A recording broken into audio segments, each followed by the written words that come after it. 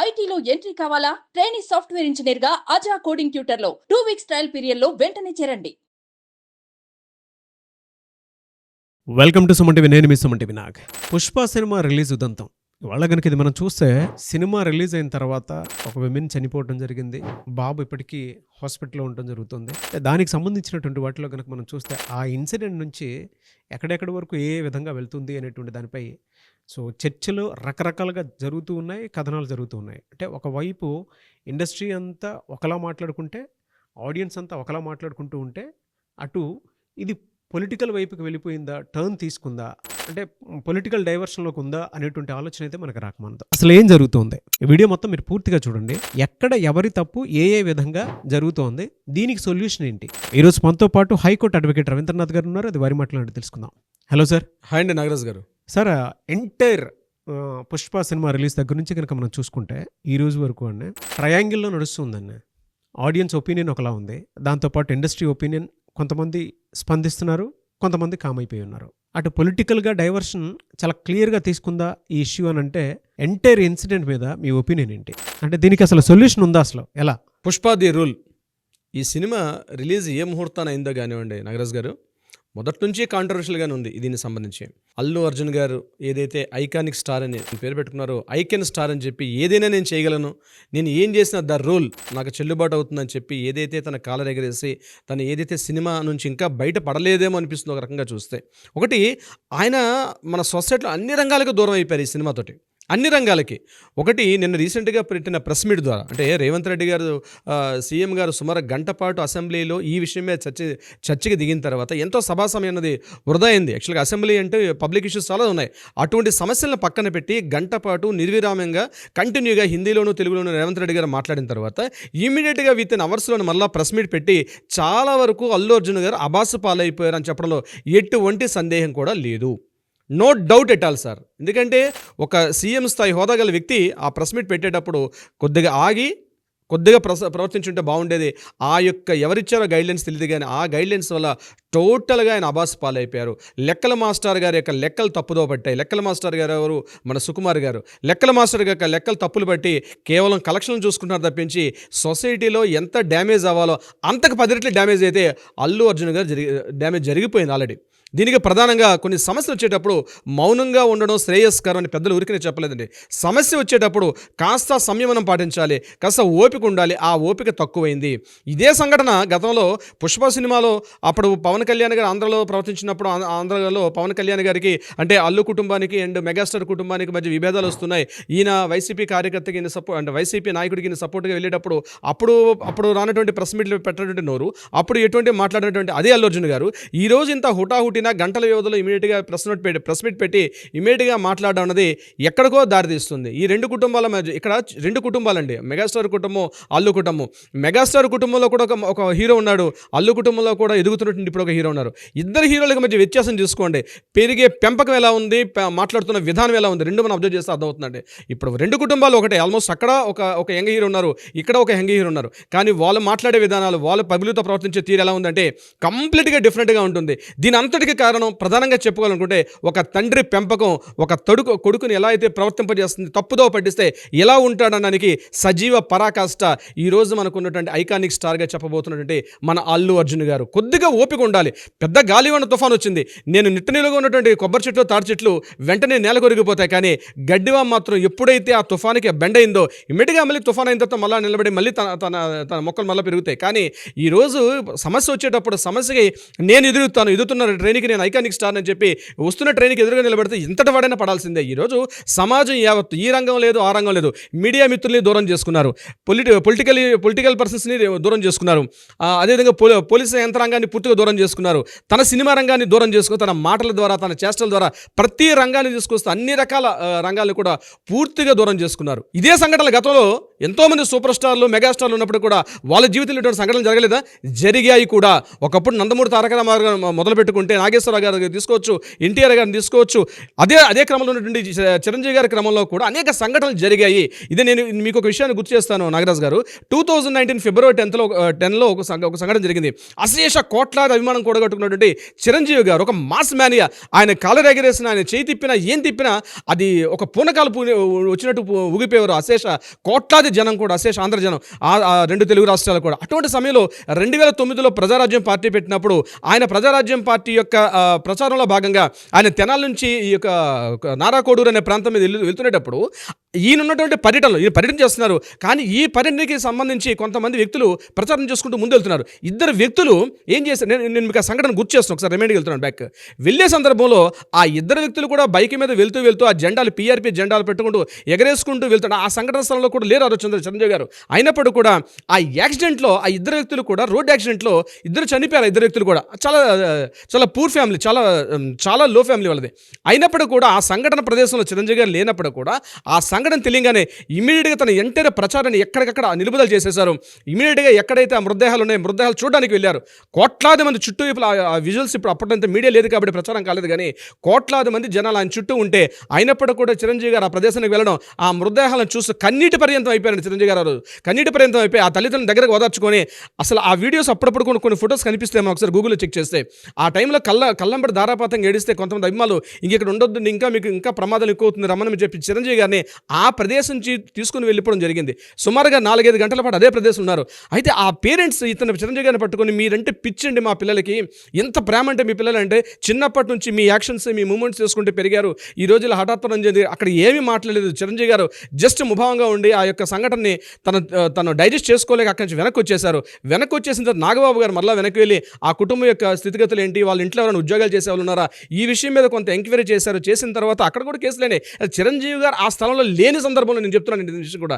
అప్పుడు నాగబాబు గారు వెళ్ళడం, వాళ్ళ కుటుంబాన్ని పూర్తిగా వెళ్ళి పరామర్శించి ఏమి ఇచ్చారనేది డెఫినెట్గా ఇచ్చారు, కొంత అమౌంట్ ఇచ్చారు, అంత మాట్లాడుకుని, కానీ ఎక్కడ ప్రచారం అన్నది ఎక్కడ చేసుకోవాలి, మేము ఇంత అమౌంట్ ఇచ్చాం, వాళ్ళకి ఇంత మేము బాగు చేసామని చెప్పి ఎక్కడా ప్రచారం నొచ్చుకోకుండా వాళ్ళకి ఏ రంగాల్లో అంటే వాళ్ళ ఫ్యామిలీకి ఎన్ని రకాలుగా ఆదుకోవాలో అన్ని రకాలుగా ఆదుకున్నారు చిరంజీవి గారు. ఇదే సంఘటన 2019లో, ఇది 2024లో. ఆ రోజు చిరంజీవి గారికి ఎంత మేనీ ఉందో అందులో అంత లేకపోయినా కొంత అయితే ఉంది అల్లు అర్జున్ గారికి. నేను ఖచ్చితంగా కంపేరిజన్ చేయలేను, ఎందుకంటే చిరంజీవి గారు ఒక వృక్షం అయితే, ఈయన పక్కనే పెరిగినటువంటి ఒక చిన్న రీసెంట్గా పెరుగుతున్నటువంటి మొక్క. ఇది ఖచ్చితంగా ఒక వృక్షం అవ్వాలని కోరుకుందాం అందరం కూడా, కానీ కంపేరిజన్ అయితే నేను చిరంజీవి గారితో కంపేర్ చేయలేను. అయితే ఈ సందర్భంలో ఇటువంటి సంఘటన జరిగినప్పుడు అక్కడ ఆయన ప్రవర్తించిన తీరు, ఇక్కడ ఈయన ప్రవర్తించిన తీరు కూడా రెండిటికి ఎంత తేడా ఉంది చూడండి. మెగాస్టార్ కుటుంబానికి అల్లు గారి కుటుంబంతో ప్రవర్తించిన విధానంలో తీరు అంటే, ఎటువంటి పెంపకాన్ని, ఎటువంటి నీళ్లు పోస్తే, ఎటువంటి చిన్నప్పటి నుంచే గోల్డ్ స్పూన్తో పుట్టినవాడు అల్లు అర్జున్ గారు, చిన్నప్పటి నుంచే కష్టాలు, కానిస్టేబుల్ కుటుంబంలో పుట్టేటువంటి ఇదే చిరంజీవి గారు ఏ రకంగా కష్టాలు ఎదుర్కొంటుంది.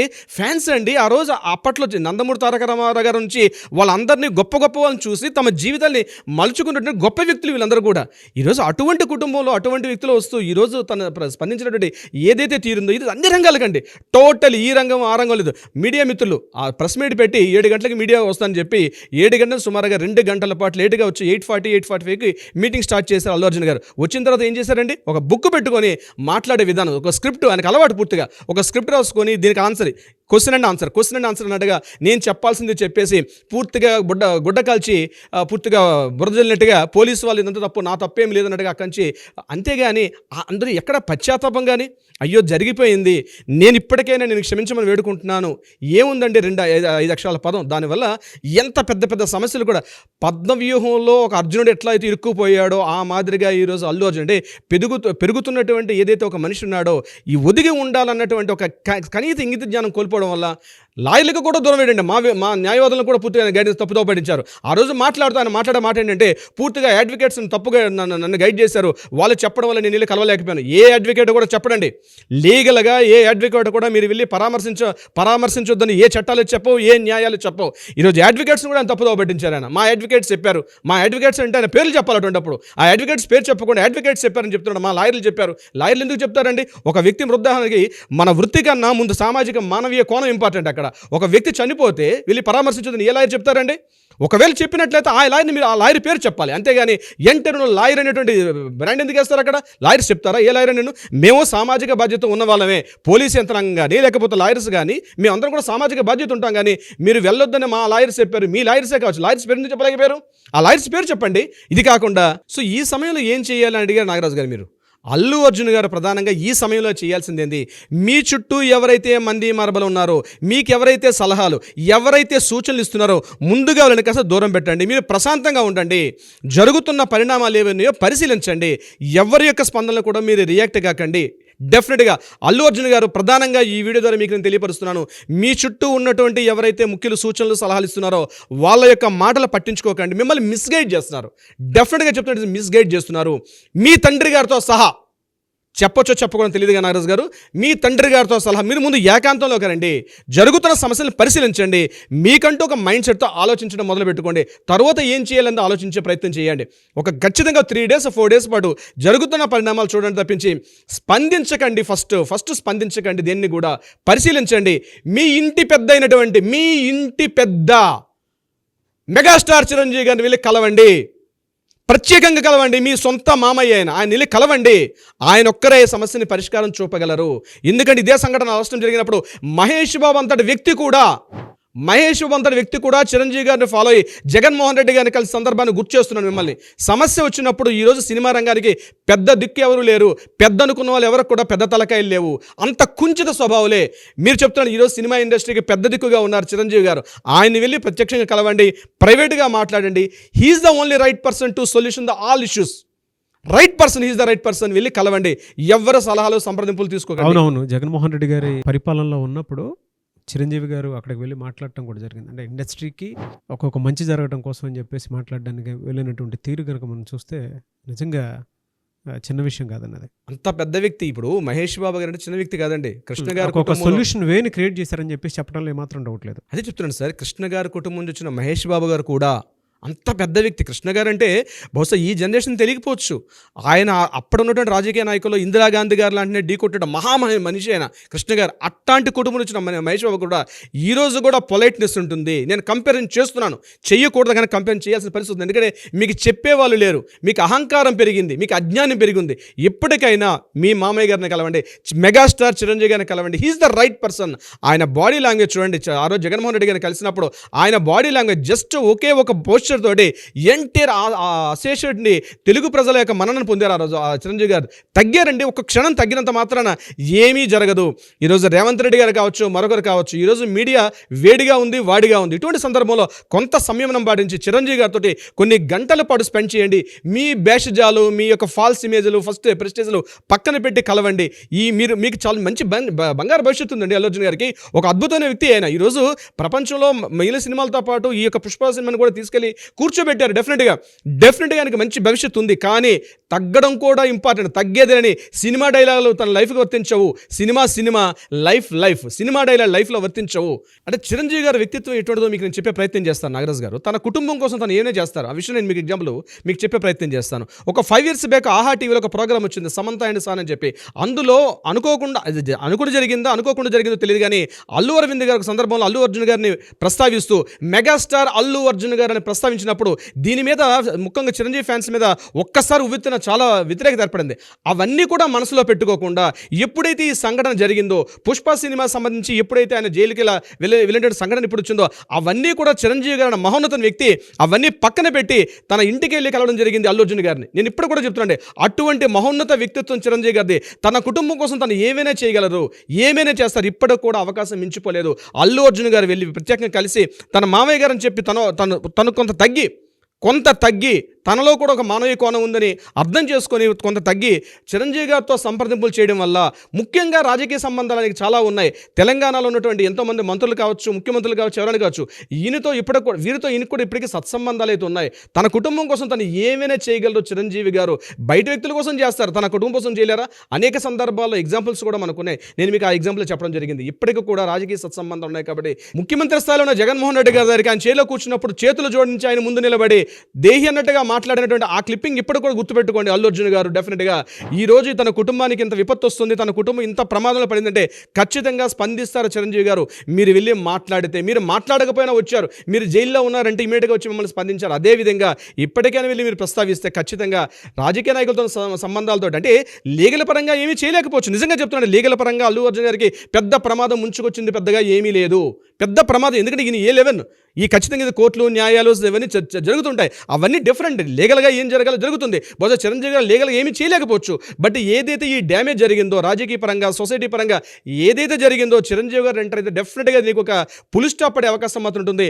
ఆ ప్రయత్నం అల్లు అర్జున్ గారు ఇప్పుడే మొదలు పెడితే చాలా మంచిది. నాగరాజు గారు చూద్దామండి ఈ సజెషన్ ఏ మేరకు తీసుకుంటారు అనేది. బట్ ఎనీవేస్ గ్రేట్ సజెషన్ అని చెప్పడం ఏమాత్రం డౌట్ లేదు. ఎందుకు అని అంటే ఇవాళ మీరు చెప్పినట్లు అంటే గతాన్ని కొంచెం మనం పరిశీలించి అభిమానుల విషయంలో చిరంజీవి గారు ఏ విధంగా స్పందించారు అనేటువంటిది, దాంతోపాటు గత ప్రభుత్వానికి సంబంధించినటువంటి విషయంలో ఇండస్ట్రీకి ఏదైనా మంచి చేయాలి అనేటువంటి ఉద్దేశంలో చిరంజీవి గారు గత ప్రభుత్వంలో అడిగినటువంటి తీరు కనుక మనం చూసినా కూడా ఆయన వ్యక్తిత్వం తెలుస్తుంది, ఎంత హుందాగా ప్రవర్తిస్తారు అనేటువంటి దానికి. అంటే నో డౌట్ 2 తెలుగు రాష్ట్రాల్లోనూ ఆయన చెప్తే ఏ గవర్నమెంట్ వాళ్ళైనా సరే ఆ కన్సర్న్ చూపించేంత స్టార్ డమ్ కానివ్వండి, లేదంటే ఆ హ్యుమానిటీ గ్రౌండ్లో నుంచి ఆలోచించేంత ఇదైతే చిరంజీవి గారికి మాత్రమే ఉంది. అండ్ మీరు చెప్పినట్లు ఈ సలహా సూచనని అల్లు అర్జున్ గారు ఏ విధంగా తీసుకుంటారనేది ఆయన మీద ఆధారపడి ఉంటుంది. చూద్దాం ఏ విధంగా ఉంటుందనేది. Anyways thank you so much Ravindranath garu. Thank you so much Nagaraju గారు.